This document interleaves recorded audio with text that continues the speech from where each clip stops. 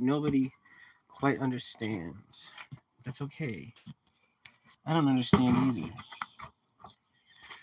But I do understand. The wacky birthmark on my face, doesn't that look weird? I've had that since I was like born. The other side is normal. There's nothing there. This side, it's a witch. It's a witch mark. It means I'm a witch.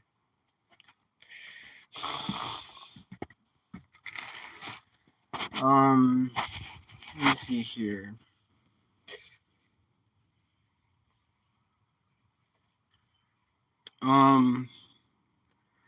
What was I gonna do? Oh, I went to church today. I took Holy Communion. I'm trying to cut out my addictive habits. Trying to denounce the devil because he's always after me, it seems, and he just can't get enough of it. Don't talk about it.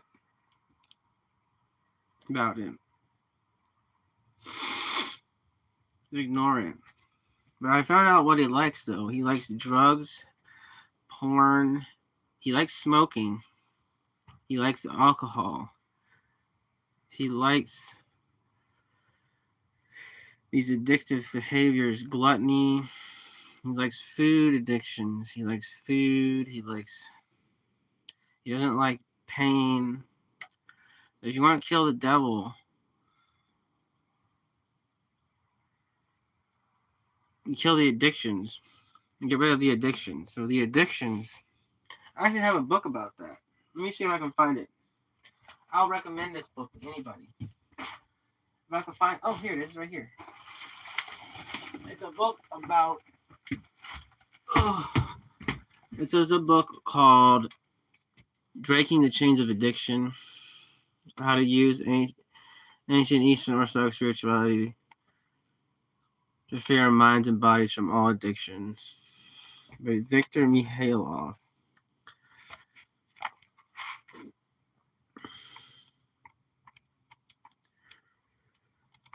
Very difficult. Not very difficult, but yeah, my hair is looking all scraggly. I didn't take a bath today. I'm gonna have to do that. I look like a scarecrow, like for real. Maybe that's what I am. Turning into a scarecrow, y'all. You see? Remember from Batman? Isn't there a bad guy from Batman? But yeah, this book can be helpful. Breaking the Chains of Addiction. How to use ancient Eastern spirituality to free our minds and bodies from all addictions. It's a picture of St. George slaying the dragon, the great martyr. Which is funny to me because this is his body, or this is his body of sin. This is why do we draw him like this?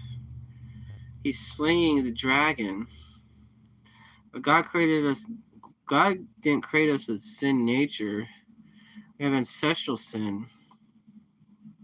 Because that must be the ancestral, like Michael in the Revelation, casting out Satan from heaven. That's what that would symbolize to me, more than your earthly nature being destroyed. It's not your earthly nature. He's not destroying the earthly nature. He's destroying the dragon, or Isaiah 27. So he's destroying the dragon in the waters, Leviathan, which is what... It's a terrible thing to think about, how the martyrs had to go to their deaths and suffer excruciating pain just to receive their crown. It's a very humiliating thing. It's a very scary thing to think that you would have to endure such sufferings in order to receive heaven. But that's just the way that it is. This is the way that it goes, I guess. The way the cookie crumbles. If we could talk more about in depth about this, about how this is possible, how is it that pleasure brings us damnation, and bodily pleasures can so easily bring us outside of God to miss the point? You know, how can mindless pleasure and mindless pain, it's not that pain is good, pain is not good, not necessarily good, not always good. So it's not that pleasure is bad, that pain is good, it's that wrong pleasure is bad, misly aimed pleasure is bad, misly directed pain is bad.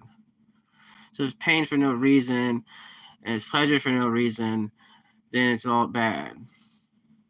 That makes sense? It makes sense to me. Mindless enjoyment, mindless indulgence, mindless pain, mindless pleasure, and mindless pain. There's mindlessness in general, without their due aim, without any kind of mark to be made or any proper aim. Well, Satan, you know, Anton LaVey Satan, this evil man, this evil. There's evil out there that wants you to think pleasure is all there is in life. There's evil out there that wants you to think that. That is a fallacy, though. Because that was the first sin of Adam, was knowledge of good and evil, for one thing. But then it was, he contemplated the tree. He said that it was good for the eyes and it would be delightful and whatnot. So that was what his sin was. He contemplated the material world, something material, as if it were something good and pleasurable, which is what Adam and Eve did. That's why they fell away. So they looked at the material world, they contemplated it as if it was enjoyment to enjoy. When in actual reality, it was a snake. They're being bitten by a serpent. They're being poisoned. They're poisoning themselves. Which is what pleasures are, like thorns and poisons. They can be very much like poison. That we don't realize that they're actually envenomating us until it's too late. So, like, for instance, you go out and you drink a few beers. You think that's enjoying yourself. But in actual reality, spiritually poisoning yourself. Or you think you're just going to do whatever you want and just poisoning yourself. You're putting a spiritual poison in your very soul, which is inside your body, which permeates your body. So, in a sense, you're poisoning your body. So you're poisoning your body and your soul, but your body is inside your soul. So they're intermingled with each other like this. So you can't sin in your soul without sinning. You're poisoning yourself. So you're poisoning your very essence. So what Satan is wanting to do. He is the essence of evil, defilement. And he wants to defile you, your hands, your like whatever you were charismated in a church with oil on your body, your hands, your arms, your cheek, your chin. The priest puts oil on your body, your chakra points. These are the points that Satan wants to take control of, and live inside them. But the idea would be to evict him from yourself if he has poisoned you, if he has entered into you. So you're not going to be using the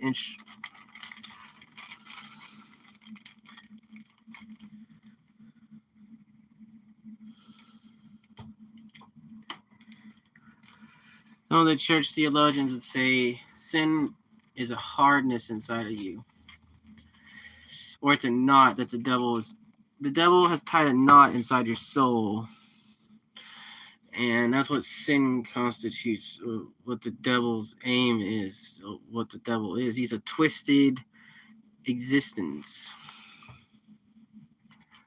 So your job would be untangle the knot that the devil has tied inside of you. So he's tied a knot inside of you. You have to untangle that knot. Whatever that means. I mean, who knows? I was talking about using yoga to exercise sin from yourself. That you could use stretching exercises to isolate evil that dwells inside of your soul.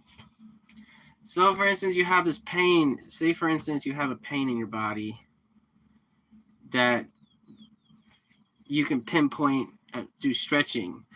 You would want to get rid of that pain. You would want to isolate that because that's a part of sin. That's a corruption. You shouldn't have that. It shouldn't be natural to you. You shouldn't naturally have pain in your body. Pain should be an alien thing. But since the fall, it's not alien, and through Satan's wickedness, he has introduced all these horrible things for our chastisement. As I was saying,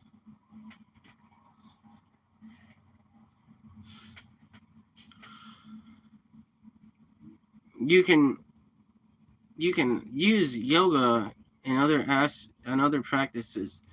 I've found, like, for an example, my neck area, I could feel something like, I don't know. I talked about it in my other recent videos about this thing that I've discovered recently, which is affecting my spiritual, my mental health, greatly affecting me spiritually. My idea would be, hey, how are you going to live a normal life without being living a disability with this kind of like new consciousness that there's this pain existence that you have to get rid of that's inside your neck. It dwells in your neck and in different parts of your body, and you feel like you have a sixth sense that wants to target that and to isolate it and to do stretches like this to get rid of it, to make it go away, like it's a knot, that's something entangled in you, or something is rough, uneven, sharp, jagged, something that's an alien or something inside of you that you want to evict out of yourself. And I was talking about that, and I want to make some other videos about this because this is a newly discovered existence. It's a newly discovered thing that I've discovered inside of myself, which has been affecting my psychologically, spiritually, physically, emotionally, and it's as if Matrix alien or something has invaded our psyche, some of us, and is inside of our upper part of our body, in our neck, maybe in our crown chakras as well. But in my neck chakra, up here, in the high upper area, it seems as if I've been invaded. Some of us have been invaded by alien entities, some kind of imposters, which may be related to another paranormal world. And they're addicted to us. They're addicted to us. They're lustful and addictive, and they create much misery and pain when you try to isolate them. Bending your neck back, you feel this pressure and this as if you can't move your neck all the way back when they're there, but when they're not there, they're gone. Anyways, my battery's about to die. I'll have to talk about this maybe sometime shortly, but it's like our existence being hijacked or something. It's like reality must exist the way reality is, but it's just too much of a,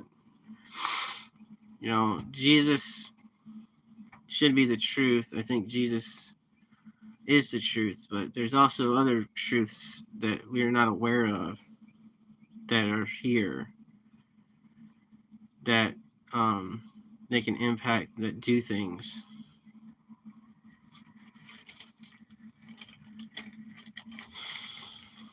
So yeah, I mean, 27 books of the New Testament are really nice and all, but some nitty-gritty stuff exists that we're not quite that exist as well. That there's just other things.